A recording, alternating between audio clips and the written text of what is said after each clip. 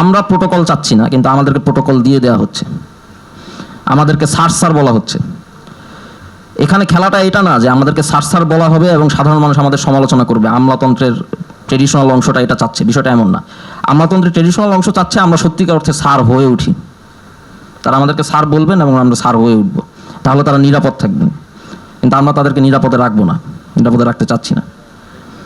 আমরা চাচ্ছি পুরনো যে জনপ্রশাসন আছে, জনপ্রশাসনের যে ব্যবস্থা আছে, এটাকে একদম ধ্বংস করে দিয়ে, ধ্বংস মানে ধ্বংস, কোনো রিফর্ম না, এটা ধ্বংস করে দিতে হবে। নতুন ধরনের প্রশাসন ব্যবস্থা জনগণকে যেটা সার্ভ করবে, জনগণের চাকর হবে যারা, জনগণের চাকরি যেহেতু করছেন, সেই প্রশাসন তৈরি করতে হবে।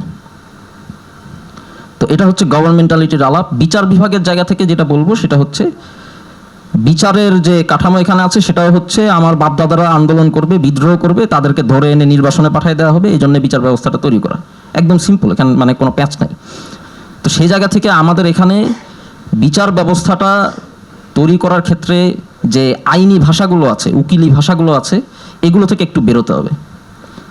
কন্টিনিউইটির যে আলাপ, এতদিন যেভাবে হয়ে এসছে আমরা সেভাবেই চালাবো। কনস্টিটিউশনের যে আলাপ, সংবিধান তো আসলে একটু সংস্কার করে আমরা চালাতে পারি। আমার মনে হয় এখানে একটু র্যাডিক্যালি আমাদের চিন্তা করতে হবে। র্যাডিক্যালি চিন্তা কেন করব না?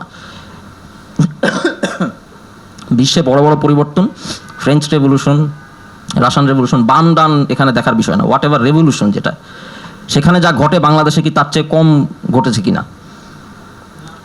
রাষ্ট্রের সর্বোচ্চ নির্বাহীর বাসভবনে সাধারণ মানুষ ঢুকে গেছে। এটা কি জারের উইন্টার প্যালেস দখল করা কিংবা ভার্সাইয়ের ফ্রেঞ্চ রাজা লুইয়ের রাজপ্রাসাদ দখল করার চেয়ে কোনো অংশে কম কিনা? কোনো অংশে কম না।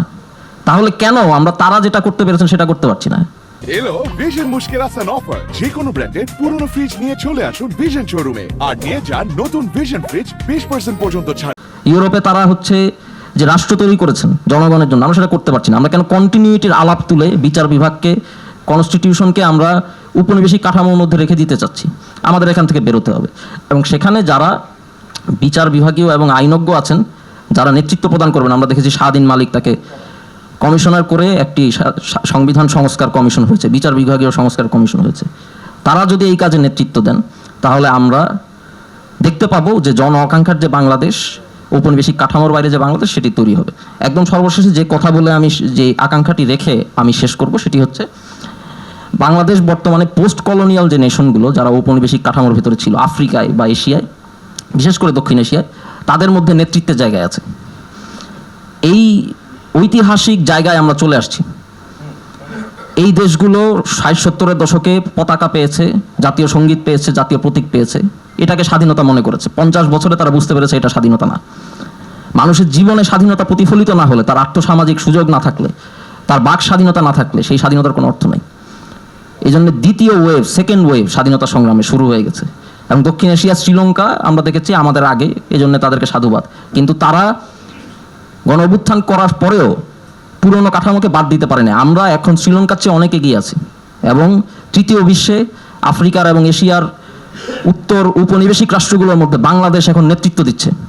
আমরা যদি ব্যর্থ হই তাহলে সারা পৃথিবীর নিপীড়িত মানুষ যারা গত কয়েকশো বছর ধরে ঔপনিবেশিক শাসনে নিষ্পেষিত হয়েছে, তারা সবাই ব্যর্থ হবে।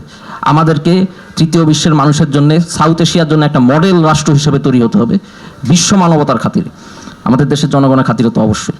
সেই যাত্রায় আপনাদের সবাইকে আমরা পাশে পাবো এবং আপনাদের সমর্থন পাবো, এই আকাঙ্ক্ষা রেখে আমার বক্তব্য শেষ করছি। ধন্যবাদ।